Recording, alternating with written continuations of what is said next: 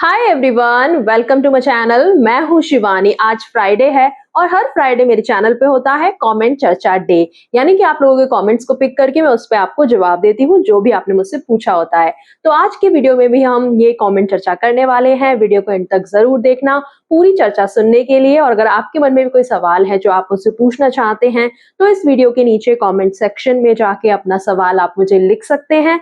जो भी next video होगी कमेंट चर्चा की, हो सकता है उसमें आपका सवाल भी पिक हो जाए। तो आइए शुरू करते हैं अब आज का वीडियो को लाइक करना ना भूलें, शेयर करना ना भूलें और सब्सक्राइब भी जरूर कर लें मेरे चैनल को अगर अभी तक आपने नहीं किया है तो। आइए शुरू करते हैं पहले क्वेश्चन के साथ। फर्स्ट क्वेश्चन है, पीरियड आने के कुछ दिन पहले वाइट डिस्चार्ज क्यों आता है? देखिए, white discharge through out the month थोड़ा बहुत आपको देखने को मिल सकता है, लेकिन थोड़ा ज्यादा आपको देखने को मिलता है पीरियड्स के कुछ दिनों पहले।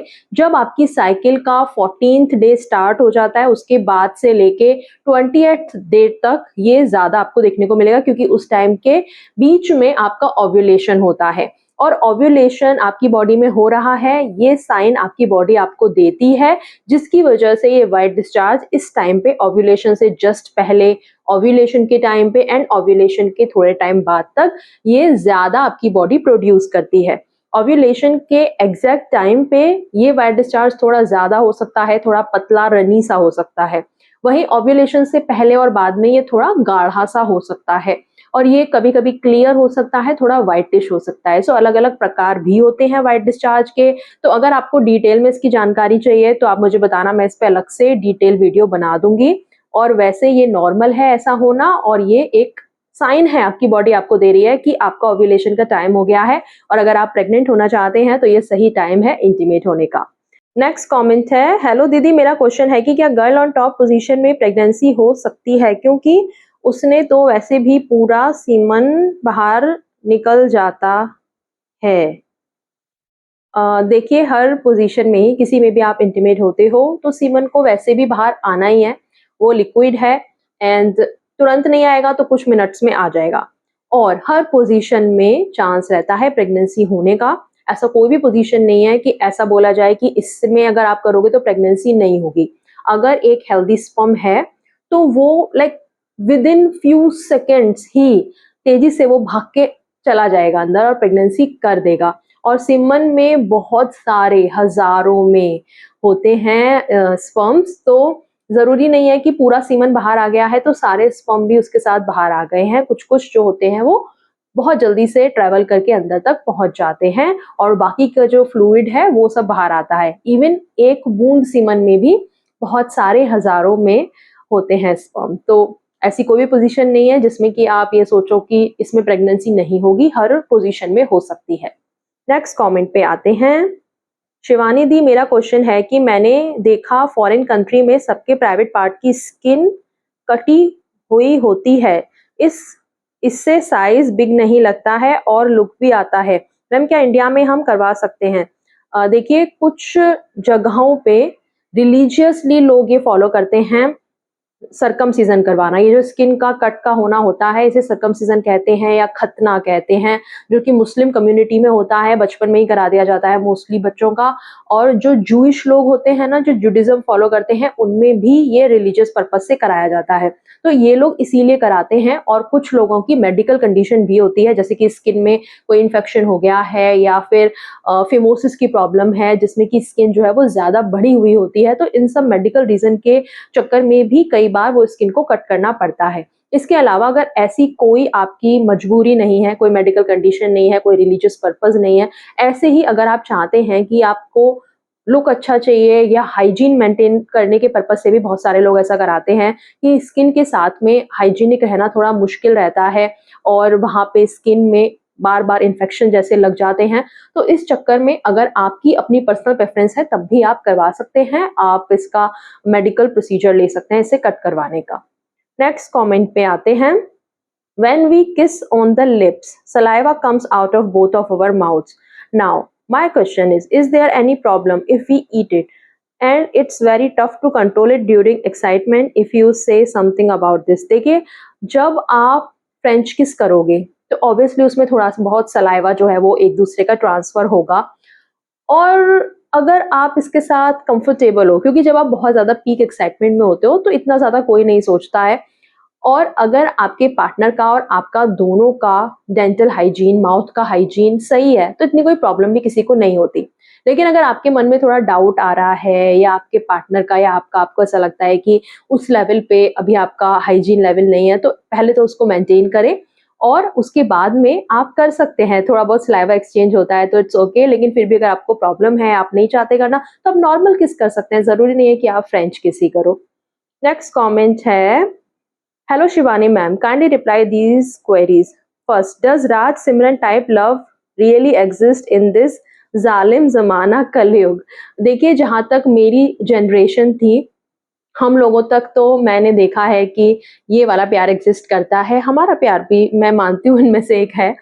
लेकिन उस टाइम पे प्रॉब्लम ये हुआ करती थी कि घर वाले उतने ज़्यादा सपोर्टिव नहीं थे। इतना ज़्यादा टैबू था लव मैरिज करना, या फिर इवन अपने पेरेंट्स को ये बताना कि आप अपनी पसंद से शादी करना चाहते हो, स्पेशली जो स्मॉल सिटीज़ थी। लेकिन आज की जो जनरेशन है, जो अभी शादी के लायक है, जो जेन-ज़ी हैं, तो उनमें ये वाली उल्टी प्रॉब्लम हो गई है कि घर वाले पूछते हैं आगे से कि तुम्हें कोई पसंद है तो हमें बताओ या हमसे शेयर करो, लेकिन जो कपल हैं उनमें ही आपस में ना वो प्यार है, ना अंडरस्टैंडिंग है। बहुत जल्दी-जल्दी रिलेशनशिप्स चेंज कर रहे हैं, एंड अभी वो वाला प्यार शायद थोड़ा-सा मिस आउट हो रहा है, लेकिन मैं ये नहीं कहना चाहूँगी कि कंप्लीटली वैनिश हो गया है। अभी भी कुछ ऐसे कपल्स होंगे जिनमें वो प्यार होता होगा, अब पहले वाला हमारे ज़माने वाला प्यार। लेकिन ये बात मैं एक्सेप्ट करूँगी कि अभी वो आपको थोड़ा कम देखने को मिलेगा। नेक्स्ट आपने पूछा है, if no privacy to masturbate and erotic urges revolve in mind, then how to focus on other things? देखिए, इसमें मैंने सेपरेट में अलग से वीडियो बनाई है कि अगर आपके मन में ज़्यादा सेक्सुअल अर्जेस आती हैं तो उससे कैसे डील करें, और कैसे उसके साथ आप अपने काम पे, अपनी लाइफ पे फोकस कर पाएँ। तो आप वो वीडियो देख लेना, मैं यहाँ पे लिंक दे दूँगी उस वीडियो का। नेक्स्ट कमेंट पे आते हैं, नॉर्मल साइज़ कितना होना चाहिए, प्लीज़ रिप्लाई मी। देखिए, आपका जितना खुद का साइज़ है ना, खुद को देखो, एंड दैट इज़ नॉर्मल। हमको फालतू में इतना ज़्यादा पचड़े में पड़ना ही नहीं है, क्योंकि देखो, आपका जो बॉडी प्रोपोर्शन होता है ना, आपका जो हाइट होता है, उसके अकॉर्डिंग ही आपके अदर बॉडी पार्ट्स के साइज़ेज़ रहते हैं मोस्टली, एंड उसके ही प्रोपोर्शनेट में आपका पूरा बॉडी रहता है। तो अगर आपका एवरेज हाइट, जैसे फॉर एग्जांपल इंडिया में हम हैं, तो अगर आप सर्च करोगे कि इंडियन मेन की हाइट कितनी है, अब उससे अगर आपकी कम है या उतनी ही है या उससे ज़्यादा है, उससे क्या फ़र्क पड़ता है? जितनी आपकी हाइट है वो उतनी रहेगी ना, आप उसको खींच के बढ़ा तो नहीं सकते या खुद को काट के छोटा तो नहीं कर सकते, है ना? सो हम उसके साथ डील करते हैं, हम अपनी बॉडी को एक्सेप्ट करते हैं। कभी-कभी हो सकता है हमें कॉम्प्लेक्स फ़ील हो, बट एट द एंड हमें उसी के साथ ही जीना है, तो क्यों कंपेयर करना एंड क्यों जाके सर्च करना कि क्या है एवरेज हाइट?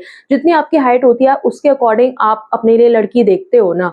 कई बार शादी करते टाइम पे ये प्रायोरिटी पे होता है कि लड़की की हाइट जो है वो लड़के से कम हो, यहाँ पे हो, और ये शायद इसीलिए भी ज़रूरी रहता है कि दोनों का परफेक्ट मैच हो, एंड पूरा उनका बॉडी ही उसी हिसाब से भी मैच करता है। So I think you got my point कि ज़बरदस्ती आपको, मतलब इन सब चक्करों में पड़ना ही नहीं है कि एवरेज क्या है और मेरा क्यों नहीं है। जैसा आपका बॉडी टाइप होगा वैसा ही आपका साइज़ वगैरह होगा, एंड हर साइज़ के साथ अपनी फीमेल पार्टनर के साथ अपनी सेक्सुअल लाइफ एन्जॉय कर सकते हैं।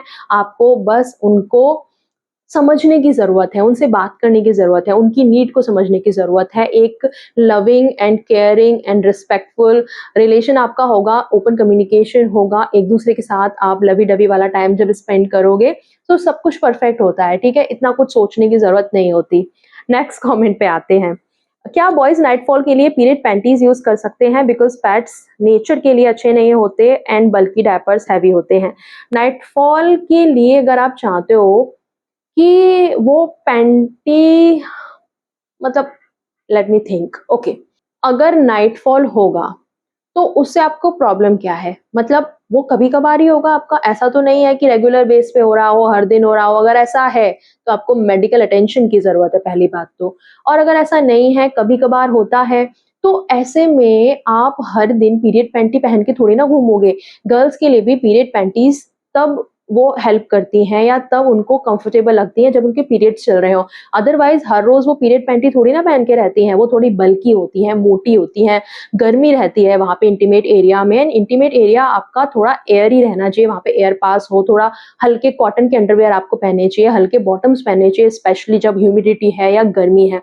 सो हर रोज़ पीरियड पैंटी ये पहन के आप रखना चाहते हो कि नाइटफॉल होगा तो इससे मैं सेव हो जाऊँ, और पीरियड पैंटीज़ को भी आपको वॉश करना पड़ेगा। मैं यहाँ पे क्लॉथ पीरियड पैंटी की बात कर रही हूँ, तो वो तो वैसे भी आपको वॉश करके दोबारा यूज़ करना है, एंड नॉर्मल अंडरवियर आप अपना पहनोगे तो उसको भी आपको वॉश करना है। सो मुझे नहीं लगता दोनों में कुछ खास डिफरेंस है। एंड लड़कों के जो अंडरवियर होते हैं वो वैसे भी थोड़े से थिक मटेरियल के होते हैं, तो उसमें भी आपका अगर नाइटफॉल हो रहा है तो उसमें वो सेव हो जाना चाहिए। सो मुझे नहीं पता कि आपको एक्स्ट्रा ऐसी नीड क्यों लग रही है कि आपको डायपर पहनना है या पैड पहनना है या पीरियड पैंटी पहननी है, क्योंकि ये कभी-कभार ही होता है, once in a while. And इसके रूट कॉज़ पे आप काम करो ना, अगर ये आपको होता है तो। नाइटफॉल होना ऐसा तो है नहीं कि बहुत अच्छी बात है एंड होता रहे, बस हम उसका सॉल्यूशन ऐसे निकाल लेंगे। उसका सॉल्यूशन आपको रूट कॉज़ पे निकालना चाहिए कि क्या कारण है जिसकी वज़ह से आपको बार-बार हो रहा है, एंड क्या उसके लिए मेडिकल अटेंशन की आपको ज़रूरत पड़ रही है, खुद से कंट्रोल नहीं हो पा रहा है। सो इन सब चीज़ों के बारे में आपको फ़ोकस करना चाहिए, ना कि उसको किसी चीज़ से कवर करने का। दैट्स आई थिंक, बाकी आपकी मर्ज़ी है। नेक्स्ट कमेंट पे आते हैं। दीदी एक चीज़ बताइए, अगर सेक्स करते टाइम कॉन्डोम फट जाए और ये पता नहीं कि कॉन्डोम अंदर ही फट गया या बाहर फटा है, तो कैसे पता करें? देखिए ऐसे तो कुछ पता लग नहीं सकता, क्योंकि कॉन्डोम में कोई इंडिकेटर तो होता नहीं कि कितने टाइम पहले फटा था, उसको हम ट्रैक कर पाएँ। तो ऐसे में आपको यही मान के चलना चाहिए कि वो अंदर ही फटा है, टू बी श्योर। और फिर ऐसे में आप इमरजेंसी कॉन्ट्रासेप्टिव ले सकते हैं। इमरजेंसी कॉन्ट्रासेप्टिव पिल जो हैं वो इसी रीज़न की वज़ह से होती हैं कि ऐसी कुछ इमरजेंसी सिचुएशन अगर हो गई है, तो आप उस पिल को लेके श्योर हो जाओ। नेक्स्ट कमेंट पे आते हैं। Ma'am, why a girl gives mixed signal? क्योंकि वो कन्फ्यूज़ रहती हैं मे बी, या फिर सामने वाले को कन्फ्यूज़ करना चाहती हैं, कुछ भी रीज़न हो सकता है। वो खुद कन्फ्यूज़ है अपनी फीलिंग को लेके कि मैं श्योर हूँ उसके लिए या नहीं, या फिर वो दूसरे इंसान को कन्फ्यूज़ करके बेनिफिट ऑफ डाउट लेना चाहती है उसका। कई बार होता है ऐसा कि लड़कियाँ जो हैं वो कमिटमेंट भी नहीं देना चाहती हैं, लेकिन लड़के को अपने अराउंड घुमाए रखना चाहती हैं, एंड मैंने देखा है ऐसा। तो ये रीज़न भी हो सकता है। सो यू फिगर आउट कि आपकी गर्ल ऐसे मिक्स्ड सिग्नल क्यों दे रही है, and if you like her, you can share your feeling and then उनसे सीधे-सीधे पूछ सकते हो कि उनका क्या जवाब है आगे से। नेक्स्ट कमेंट है, क्या स्पर्म डोनेट करना सही है? देखिए, अगर आप हेल्दी स्पर्म कैटेगरी में हैं, अगर आप एक हेल्दी पर्सन हैं जो कि स्पर्म डोनेशन करने के लिए मतलब परफेक्ट पर्सन है, आपका वो एक्सेप्ट किया जा सकता है एंड आपका मन है तो आप कर सकते हैं। It's your wish. मैं कौन होती हूँ आपको बोलने वाली कि भाई मत करो या करो, क्योंकि मुझे नहीं पता कि क्या क्राइटेरिया होता है। मैं इसके बारे में इतना ही जानती हूँ जितना मैंने विक्की डोनर मूवी में देखा है। सो ज़्यादा जानकारी के लिए आप ऐसी क्लिनिक्स पे जाके विजिट कर सकते हैं, एंड विक्की डोनर मूवी से बेसिक आइडिया तो आपको मिल ही जाएगा। सो यही थे सारे कमेंट जो मैंने आज की वीडियो के लिए पिक करे थे, एंड आई होप आपको मेरे जवाब अच्छे लगे हों, एंड थोड़ा-सा मैंने मज़ाक वाले मूड में भी कुछ-कुछ आंसर दिए हैं, सो बुरा नहीं मानिएगा, क्योंकि हमेशा मैं ऐसे सीरियस होके तो जवाब नहीं दे सकती ना। तो आज की वीडियो में था इतना ही। अभी मैं चलती हूँ, मिलूँगी आपसे अगले वीडियो में एक नए टॉपिक के साथ, और ऐसे ही और ढेर सारे कमेंट आप मुझे करते रहो। नीचे कमेंट सेक्शन में आप अपने कमेंट मुझे लिख सकते हैं और नेक्स्ट वीडियो का वेट कर सकते हैं। अभी के लिए इतना ही। Bye, take care.